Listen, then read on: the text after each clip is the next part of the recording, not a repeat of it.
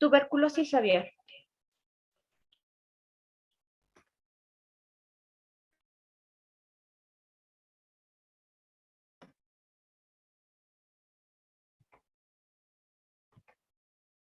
En la definición podemos decir que es una enfermedad causada por pérdidas económicas grandes por la disminución en la producción de huevos y la mortalidad. También podemos decir que es una enfermedad crónica que aunque su incidencia es en pollos y en aves exóticas en cautiverio, también se puede provocar en algunos mamíferos. En este caso serían en cerdos, en benices y en conejos. La importancia de la tuberculosis en las aves son en el zoológico. El los factores que predisponen es la baja de defensa por estrés, corrales e instalaciones que están contaminados. Medidas de higiene son precarias, pero su menor prevalencia en aves de engorde son menores. La historia. Según Robert Koch en 1882, demostró que bacteriológicamente la tuberculosis de las gallinas es de la gallina. Estebensis de 1923 instauró el nombre de la bacteria, como se denominadamente se le llama Mycobacterium avium. La etiología pertenece a la bacteria Mycobacterium avium, que tiene tres serotipos, de las cuales el serotipo 1, el serotipo 2 pertenecen a Estados Unidos y en el serotipo 3 presenta Europa. Es un bacilo gram positivo que es aceptable con el ácido alcohol resistente, esporulados y muy poco resistentes al calor, frío y sequedad a cambios del pH y muchos desinfectantes. Son colonias visibles como bastones, son aerobios inmóviles y no son esporulados con un tamaño del 0,2 a 0,6 por 1 centímetro a 10 centímetros.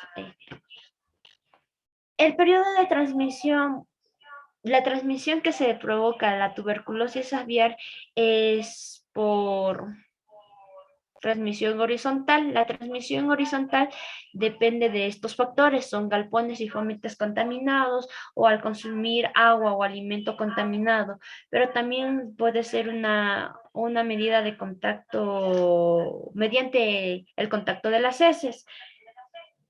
La transmisión predominantemente es por la vía oral. La patogenia es la exposición de enfermo de un bacilimerfo que ayuda a la inhalación de los bacilos, que por ayuda de la fagocitosis provoca los macrófagos alveolares, que aquí afecta a la inflamación local y ayuda a una diseminación local. La adenopatía regional se provoca por la diseminación local y la diseminación hematógena son focos metastásicos múltiples. El periodo de incubación de esta enfermedad es de 2 a 4 semanas. Los signos y los síntomas que se presentan en estas enfermedades son cojera, inapetencia, anemia, depresión, en plumas, en sortijadas. En cambio, en los síntomas son fiebre, disnea, cianosis, hemorúlceras, mucosidad y lesiones en órganos. Los hallazgos microscópicos y tanto macroscópicos. En los hallazgos microscópicos se le pueden encontrar como una proliferación en las células gigantes. También hay una pérdida de continuidad de los epitelios y en sí se pueden hacer la destrucción de las células. También las hallazgos macroscópicos hay lesiones en el intestino. En este caso podemos decir que es una úlcera. La fiabilidad en pulmón ganglios linfáticos van a estar inflamados y los nodos gaseosos que se van a encontrar en el pulmón. Las lesiones microscópicas, como ya lo había dicho, los hallazgos que se van a encontrar es el aumento de los nodos de los órganos, también especialmente y como ya están avanzados estas células pueden provocar ya una destrucción en un futuro. Las lesiones macroscópicas, si prestamos lesiones necróticas en el pulmón y el vaso, hay presencia de nodos gaseosos en el pulmón, se presentan lesiones en el intestino, en este caso sería decir neoplasias, el hígado y el vaso va a estar aumentado, va a tener puntos blancos, grisáceos y amarillentos. Las lesiones también se van a encontrar intestinalmente, hay neoplasias óseas, lesiones hepáticas, lesiones pulmonares y un signo que se puede ver también en la palidez de la cresta. El diagnóstico diferencial que se le puede observar, se puede confundir con la enfermedad de la tuberculosis, es las neoplasias congénitas, cólera aviar y tifoidea aviar, pero en parte de las enfermedades bacterianas también se le puede confundir con la salmonela. Las pruebas diagnósticas, se pueden hacer un cultivo, después se puede hacer necropsia y por último podemos hacer una prueba de tuberculina. El diagnóstico y el control, una vez sabido el historial clínico de las enfermedades crónicas por la mortalidad persistente de un lote viejo o sugestivo de la tuberculosis, las lesiones características de la identificación laboral del bacilo en los nódulos confirman la enfermedad y dependiendo a los laboratorios de histopatología sabremos que presenta la enfermedad de la tuberculosis. Para la medida de desinfección estándar y suficientes para el control de esta enfermedad es especialmente la crianza de los lotes con una sola edad y la eliminación de los animales que estén enfermos. En el caso de la granja multiedad, han de mantener separados a los animales jóvenes de los viejos. Y como tratamiento, no se encuentra ningún tratamiento a la tuberculosis, por lo que el riesgo de transmisión a las personas es muy alto, por lo que se sugiere el sacrificio totalmente en los animales enfermos. El Mycobacterium avium es resistente a la mayoría de los antibióticos, por eso no se puede hacer un tratamiento. De acuerdo al artículo científico que me encontré, vamos a hablar sobre el estudio microscópico y microscópico de la tuberculosis aviar en el zoológico de la Sabana que se encuentra en Bogotá. A partir de los hallazgos histopatológicos, se diseñó un estudio prospectivo utilizando los grupos de centinelas, que son de 15 pollitas, de la raza Highline Brown, de 5 semanas de edad, que están vacunadas contra la enfermedad de Marek al día de edad y contra la Newcastle a las 5 y 9 semanas.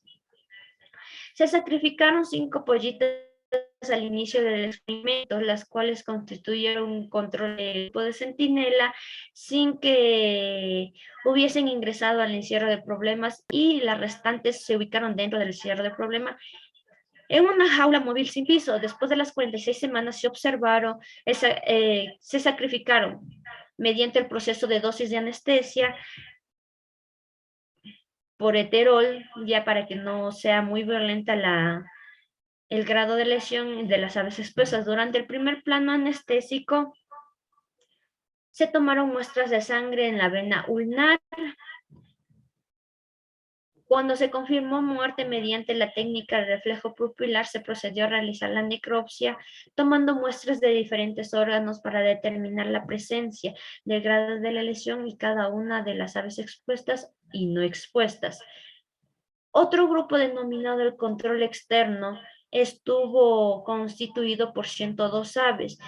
En los encierros vecinos al área problema constituido se tenía 28 patos, 25 guacamayas, 26 loros, 23 aves rapaces y en tercer grupo correspondido a las aves silvestres del encierro del problema. Son constituidos por una albacarán del mochuelo y del hoyo, guarachas y variables, y una pava de maraquea. Los animales de supervisión mediante durante todo el periodo del experimento, con apoyo personal del zoológico, ha confirmado su estado de salud y suministrándoles aguas concentrados a voluntad según el estipulado de la del 84 del 27 de diciembre de 1989 se rigen las normas biotécnicas para los animales de experimentación. Por norma, todos los animales que mueve el zoológico se someten a necropsias. Las muestras de órganos y tejidos son variadas por el menor tiempo y todas son enviadas al laboratorio con histopatología y microbiología. El resto del cadáver debe ser incinerado. Durante esta necropsia, una de las aves de cualquiera de los grupos se realizó una descripción detallada de alteraciones morfológicas encontradas y se tomaron muestras de tejidos afectados principalmente en el hígado, pulmón, intestinos, tejido necrótico, viscoso, central por ventrículo y ventrículo, también siendo el riñón y corazón. Las muestras se fijaron de formalina buferada al 10% y fueron incluidas parafina, posteriormente cortadas en 6 de eosina. Aquellos tejidos de estudios microscópicos reveló inicio de la reacción granulomatosa y colorearon con Signel y Nessel. Los resultados que se dieron son estudios morfológicos macro y microscópicos realizados en 5 aves del grupo de controles de centinela. Destacaron presencias de proceso granulomatoso, por la cual reduce las aves encontradas libres de algún tipo de enfermedad previa que pudieran interferir con el desarrollo del experimento. Durante la fase experimental, 2 aves del grupo centinela y los estudios morfológicos macro y microscópicos se destacaron con la posibilidad de haber tratado una enfermedad de tipo granulomatosa. Una de ellas falleció a las 15 y a las otras en 34 semanas de exposición de haber presentado la primera como